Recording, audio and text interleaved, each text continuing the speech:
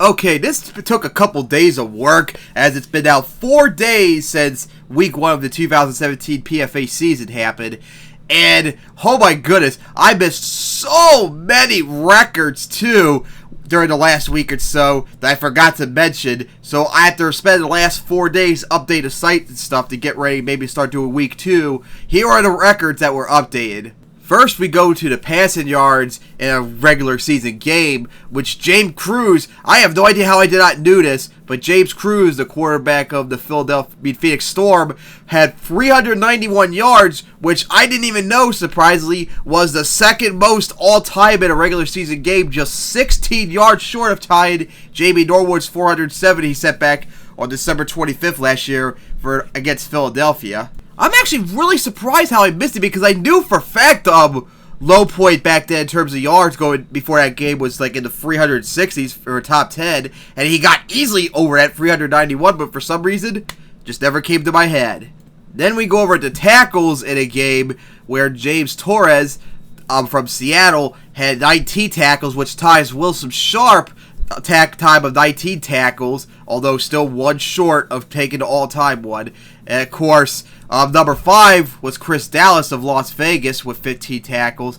And then we have a tie with 17 tackles by Larry Mercier of Louisville and Juan McKnight of Houston, both getting 17 tackles. So yeah, a lot of tackle records were set this week, but then, oh boy, wait till we get the sacks. Here's the sack records, and oh my goodness, 8 of the records were set this week. Look at that shit. Oh my god. Robert Hoskins of Tampa has the record now. He doubles the previous record of Otis Lander for Kansas City, who set that record almost a year ago, 4. And his record is now tied with Charles McCarthy. I spelled his name wrong. I got to fix that. The thing when I posted on the site. And Charles Magnuso with 4.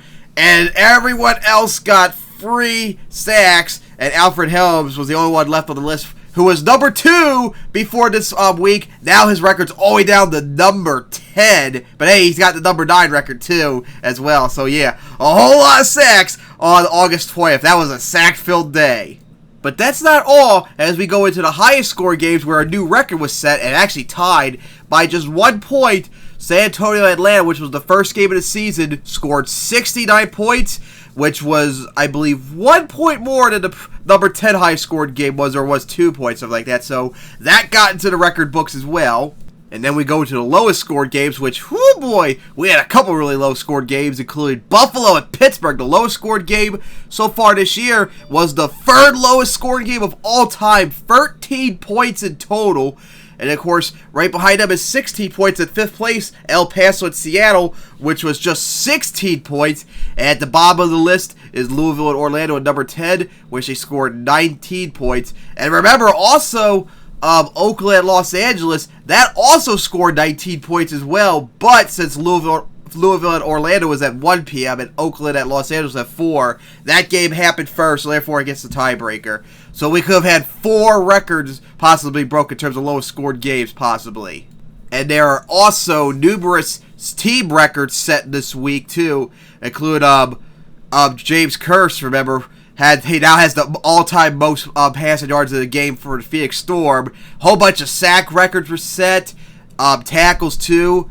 I think maybe a couple picks as well. And, of course, I think a couple reception yards, too, in a game as well. But other than that, you're going to have to check out the site, which I'll post a link right here for you to go check out as well, along with being in the description as well. So I wanted to let you all know about this. And before I get to week 2 of PFA, because I still got to make the odds for the games and stuff, and, of course, check the winners for the games as well, I am finished making all the slides for week 11 of 2017 UFL season, which I'm going to start working on in the morning, so get ready for that too as well. And then hopefully we'll get ready for week 2 of the 2017 PFA season.